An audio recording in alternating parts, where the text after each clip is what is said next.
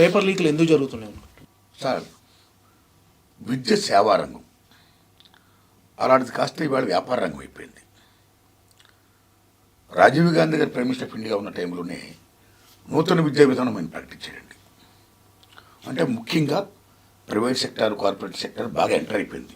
Private కంటే దశ బాగా పెరిగిపోయింది ఈ సరళీకరణ ఈ దశలతో పాటు. గవర్నమెంట్ సెక్టారు విద్యారంగం బాగా తగ్గుతుంది, ఇది బాగా పెరిగిపోతుందండి.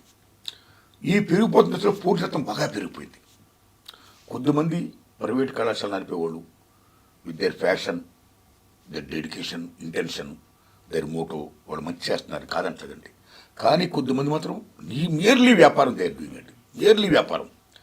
అంటే మా కళాశాల చదివిన వాళ్ళే నెంబర్ 1 to 100,000 ర్యాంకులు రావాలి, మా కళాశాల చదివితేనే ర్యాంకులు వస్తాయి, మా కళాశాల చదివిన వాళ్ళకి ఉద్యోగాలు వస్తాయి అనే నోషన్ని, ఒక భావజాలాన్ని క్రియేట్ చేయడం కోసం అది ప్రజల్లో ఇంపోజ్ చేయడం, పేరెంట్స్ మీద, విద్యార్థుల మీద ఇంపోజ్ చేసి ఆ రకంగా వాళ్ళందరినీ వాళ్ళ కాగితాలకు అట్రాక్టెడ్ చేసి అక్కడి నుంచి వాళ్ళ ఫీజులు దోపిడీ చేసేయడం కోసం ఇది ఒక విశ్వవిద్యాలయంగా ఒక చట్టంలాగా చేసి ఒక కుట్రలో వాళ్ళు ఈ విద్యా వ్యవస్థను నడుపుతున్నారండి. అందులో భాగం ఈ పేపర్ లీకులు.